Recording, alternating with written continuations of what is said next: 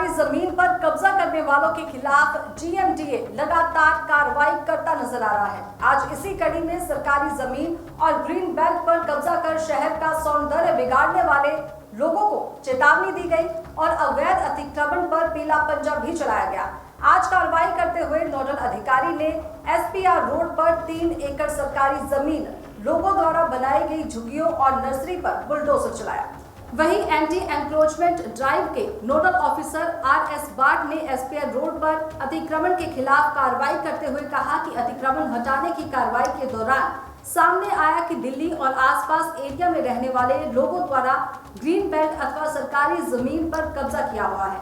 इन लोगों ने यहां रेस्टोरेंट, नर्सरी सहित अन्य तरीके अपनाकर सरकारी जमीन को निजी उपयोग में लेना शुरू कर दिया और इसे कमाई का साधन बना लिया। जब यहां मौजूद लोगों से पूछताछ की गई तो सामने आया कि वो तो केवल अपनी सैलरी लेने के लिए काम करते हैं, बाकी कार्य तो उनके आकाओं द्वारा किया जाता है। वहीं सरकारी जमीन पर कब्जा कर स्थायी और अस्थायी निर्माण कर देते हैं और इस जमीन के जरिए कमाई के साधन तैयार किए जाते हैं। इस मामले पर जानकारी देते हुए गुरुग्राम के नोडल अधिकारी ने क्या कुछ कहा, वो आपको सुनाते हैं। देखिए, जैसे मैंने आपको पहले भी बताया था कि हमारी एनफोर्समेंट टीम जो जीएमडीए की है वो एसपीआर की रोड की ग्रीन बेल्ट खाली कराने में जुट गई है। पिछले इसी मंथ में ही हमने जनवरी में 3-4 कार्रवाई की थी।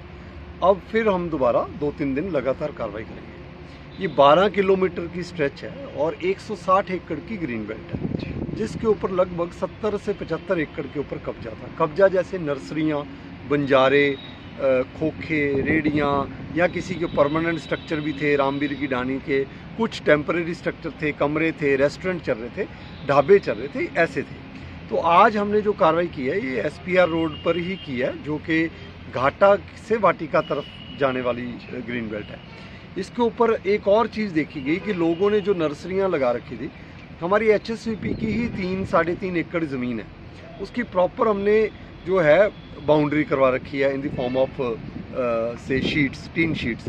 इन्होंने टीन शीट्स को ही मैनेज करके हटा के 4-4, 5-5 और सारे की सारी नर्सरियाँ अंदर शिफ्ट कर रखी और यहीं से खरीदा फरोख्त हो रही है। तो ये तो बहुत बड़ी गुंडागर्दी है कि आप 3.5 एकड़ ज़मीन हुड्डा की एचएसवीपी की ज़मीन और उसी के ऊपर कब्जा करके बैठे। सामने हमने ग्रीन बेल्ट खाली करा दी, अब ये हमारी ज़मीन के ऊपर ही बैठ गए। और ये लोग अभी पता किया कोई दिल्ली का है जी, कोई कुछ है जी, आगे बंदे रख रखे हैं, 20-20 हज़ार रुपया उनकी सैलरी चल रही है। तो ये सारा जो है ये हम आज क्लियर किया हमने 3.5 एकड़, और भी अभी हम एक गवर्नमेंट लैंड क्लियर करने जा रहे हैं। तो आज भी हम 7-8 एकड़ तो गवर्नमेंट लैंड क्लियर करेंगे।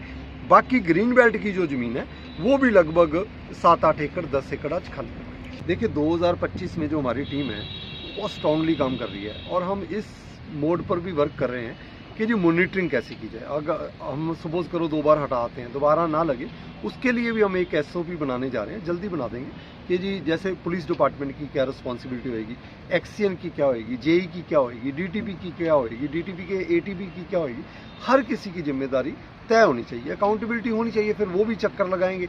अभी तो क्या है कि जो मेरी टीम मेंबर है, चाहे वो निगम से हैं, एचएसवीपी से हैं, वो साथ काम कर रहे हैं, उन्हीं को ही राउंड के ऊपर रखा जाएगा।